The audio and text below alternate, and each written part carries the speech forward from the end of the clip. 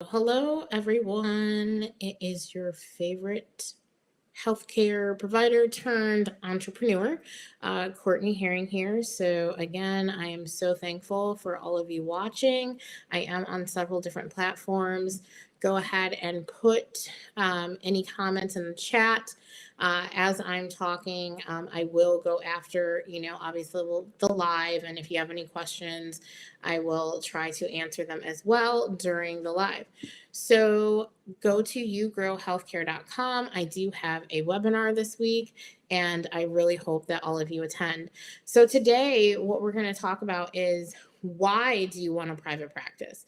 I talk a lot about why private practices fail, what could possibly happen if things are not going well, uh, all of these different things of why, right?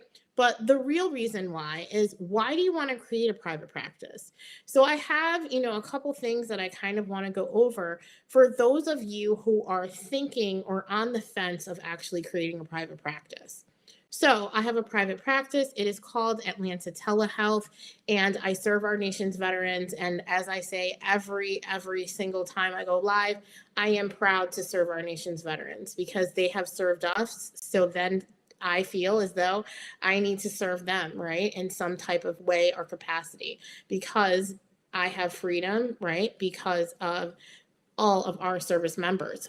So, anyways, let's get back down to the point. So, the point of this again is to talk about, why do you actually want a private practice? And I'm going to give you kind of the four things that I have thought about. If you can think of any other ones, go ahead and put them in the chat. But it is very, very important that you find your why. Private practice is not for the faint of heart. Private practice is not for someone who is not really willing and ready to work. Private practice is also not for somebody who is not ready to be a business owner.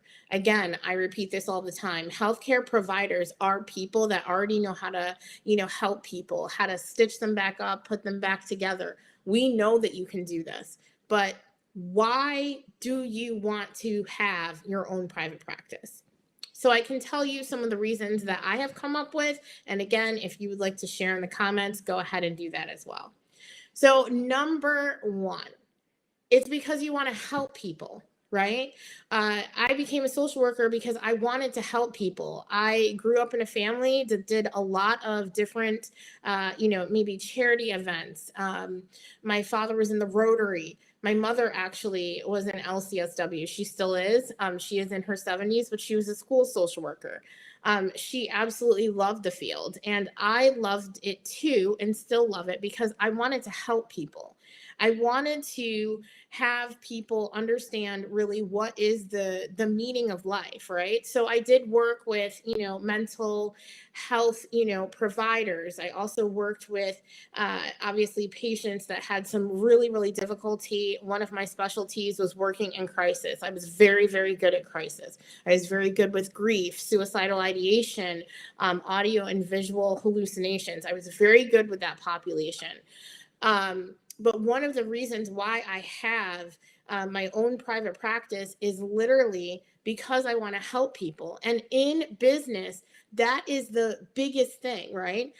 And even take away, healthcare, right? In a business, the reason why we create that business is to help people. Tech companies create apps, to help people. We as healthcare providers, all we want to do is to help people. So that fulfills, us as people. That fulfills and drives us to be just the amazing people that we are.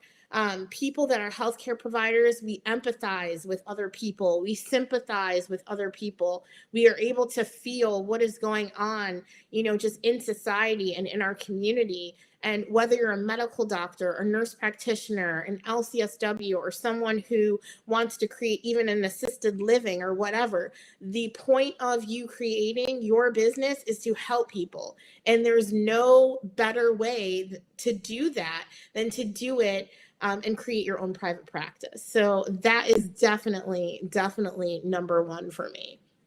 Also, I had to write it down because, I will forget sometimes, and I want to make sure I'm always on point. So I also also the other reason to create private practices is because of rules. So yes, you do have to follow HIPAA. You do have to follow other federal rules, state rules. We do have rules, right? But one of the things that I found when I was a practicing social worker and I was actually in the community, there was a lot of rules that I felt that were completely honestly out of control, or rules that I did not like to follow. I'll give you an example. One of the rules that was sometimes difficult for me, especially when there was, some types of crises, people will tell you, oh, you cannot, share maybe personal things about you. Well, I can tell you one reason why I was so good with crisis, and I'll give you an example. I was able to share something with someone when they were in the state of crisis. I heard that they had a dog in the background and they were suicidal. So I had a dog as well, and I shared the love of my animal in order to be able to get their attention and to also normalize kind of what was happening. You want to make sure, obviously, in crisis, of course, that you're able to identify with the patient, and the patient is able to identify with you. And sometimes, where depending on where I worked, it not everyone liked that you would possibly share some information. Now, of course, I'm not asking you to share, all of this personal information. But in my private practice, what I do is, if there's something that moves us, and this is for all of our staff, I ask them to share it. I ask them to share it, and it's not an issue. And that's why we're successful. Our veterans feel very compelled to, now share even more, information, because they know that there's an actual human element. Yes, is there a code of ethics? We totally understand that. But in a lot of the agencies that I worked with, I was in kind of like a box where you couldn't share, anything. Like, even if you were like married, there's nothing wrong to me with sharing just little tidbits for people to be able to understand you. So that's another thing. In your private practice, you can share certain things. Of course, there are, little nuances, again, like I said, that you cannot share. But under a lot of the agencies, it was very stifling to not be able to help people and not be able to tell them just little snippets, maybe of your life that might be able to help them. So the rules, definitely can change, because guess what? You own that business. And as long as you follow HIPAA laws, code of ethics, and other things like that, and federal laws, those rules are meant for you to create. You create your own rules. Also, private practice, you can create financial freedom for yourself. I cannot tell you how many times as a social worker, I did work, I did make, a salary and all of that good stuff. And for anyone who's still working out there and you feel like that is a great place that you need to be, then be there. But what I call, to the table, especially for most healthcare providers, is, I wanted financial freedom. I wanted to be able to make maybe even more than my salary. I wanted to be able to, work maybe even more than I wanted to at times, right? I talk about this all the time. In my private practice, I've never worked harder than I've ever worked ever, because it's my passion and I enjoy it. And you can find yourself, really working kind of like overboard, but of course, you'll use your, coping skills and, making sure that you are mentally fit and stable. You'll take your time out, but you're also able to do that, right? Because you have your own practice. I can take a vacation when I want to. If my kid wants to go to Disney World next week, that's where we're going. Nobody can tell me, or I do not have to put in my 2 weeks notice or my month's notice or even a 6 months notice to let somebody know that I'm going to be out. Why? Because I own my own business. I own my own private practice. And what's amazing about that is the way that I have set up my practice is I still have revenue and I'm still helping people whether I'm there or not. That's where that business mindset comes in. And then, I would say the third is, just the freedom, right, to be you. the freedom to have maybe certain things on your wall, the freedom to, do things that you would really want to do. When you are actually, giving the service to, different patients, whatever it may be in healthcare, you are able to present yourself exactly how you would present and the way that you would like to professionally.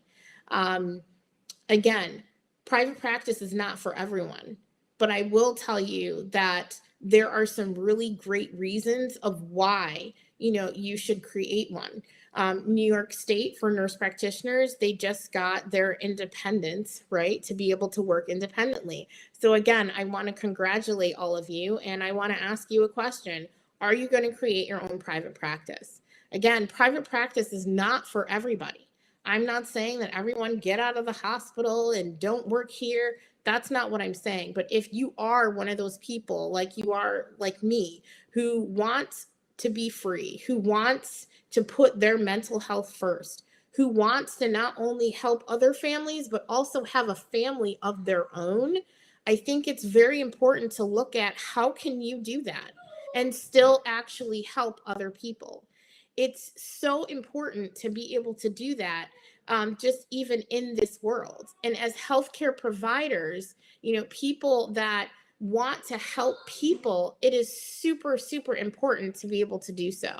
So I'm sure a lot of you can hear that my 5-year-old is in the background. And of course, he is just, he's loud. But see, here's the thing, I love it. Even though I'm on live and he's loud, and yes, I did actually ask him to be quiet. The thing is that this is my life. I am showing up as transparent as possible. Okay. You don't see, what's happening in the background. I'm sure he's jumping around or doing something because I have a 5-year-old like boy. But the thing is that I own a private practice. I'm still helping people. I'm showing you that I'm human. I'm showing you that I'm passionate about healthcare, and I'm telling you why. You can still be a healthcare provider and still be a person. You can still be a healthcare provider and not be perfect. Your patients don't want to see perfect.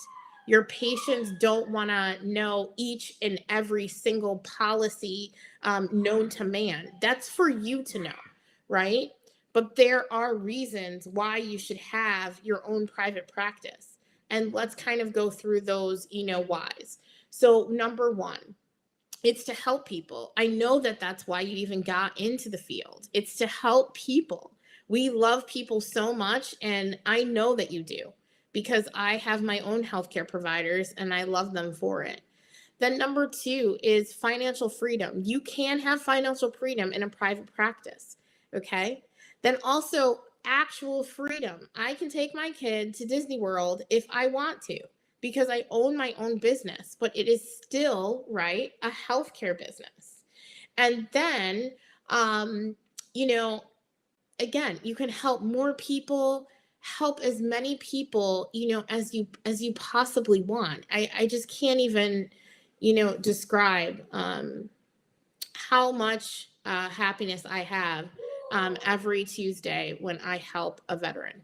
When there is a veteran that is in need of our care and we are able to serve them, when we're able to show up organically, when we're able to, be ourselves and create our own rules as a private practice. We do a lot of different things to make sure that it's personalized for them. Some of our veterans are deaf, so guess what? We have to use the, TTY system.